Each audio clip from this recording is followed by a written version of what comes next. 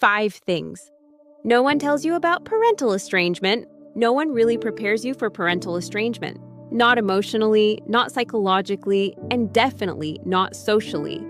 There's endless advice about how to repair relationships, communicate better, or rebuild connection, but far less honesty about what happens when the relationship doesn't repair.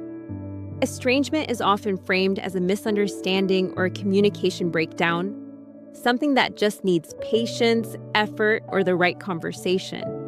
But many parents eventually face a harder reality. Some relationships are not simply stuck, they are broken. And living inside that reality feels very different from what most people imagine. Today, I want to talk about 5 things most estranged parents discover the hard way. 1. The pain doesn't move in a straight line. One of the biggest surprises is how unpredictable the emotional experience can be. Healing doesn't follow a clean progression from shock to grief to acceptance to peace. Instead, it moves in waves. You can feel stable, functional, even genuinely okay for weeks or months. And then something small knocks the wind out of you. A memory, a birthday, a photo, or a random reminder you didn't see coming. That sudden drop can feel discouraging, like you've somehow lost progress. But it doesn't mean you're back at the beginning. It simply means grief is cyclical. Estrangement isn't just the loss of contact, it's the loss of the future you believed you would have.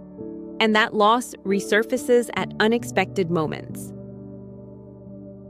2. People get uncomfortable faster than you expect. Another difficult discovery is how quickly others struggle with the ongoing nature of estrangement. Even kind, supportive people often become uneasy with a situation that doesn't move toward resolution. Not because they don't care, but because they want closure. They want a hopeful update, a turning point, a sign that things are getting better. Over time, conversations can start to shift. People ask if there's been progress, whether you've tried reaching out, or gently suggest that things will work themselves out. What sounds like encouragement can slowly begin to feel like pressure, especially when your lived reality doesn't include easy answers. Many parents eventually find themselves talking about it less, not because it hurts less, but because explaining it repeatedly becomes exhausting. 3. You question your entire identity. Estrangement doesn't just hurt emotionally. It has a way of destabilizing your sense of self. Parents often start by questioning their decisions, their reactions, and their parenting. But it rarely stops there. You may begin doubting your memory, your judgment, and your interpretation of events, particularly if the estrangement involved blame, accusations, or a rewriting of history that doesn't match what you actually experienced. This creates a deep and exhausting form of cognitive dissonance. Your brain is trying to reconcile 2 conflicting narratives: the reality you lived and the version you're being told is true. That internal tension can feel disorienting, even frightening at times, because it touches not just your role as a parent, but your basic trust in your own perception. 4. Guilt doesn't automatically mean you're wrong. Guilt is one of the most persistent emotions in estrangement, and it can be incredibly convincing. It often whispers that you should have done more, tried harder, been different, or somehow found the perfect response that would have changed the outcome. But guilt is a feeling, not evidence. Parents can feel guilty for setting boundaries, protecting themselves, stepping back from harmful dynamics, or refusing to continue absorbing emotional damage. Very often, guilt reflects attachment rather than wrongdoing. It reflects the depth of your investment, your love, and the natural human difficulty of letting go. Many parents spend years treating guilt like a verdict instead of recognizing it as a normal emotional response to loss. 5.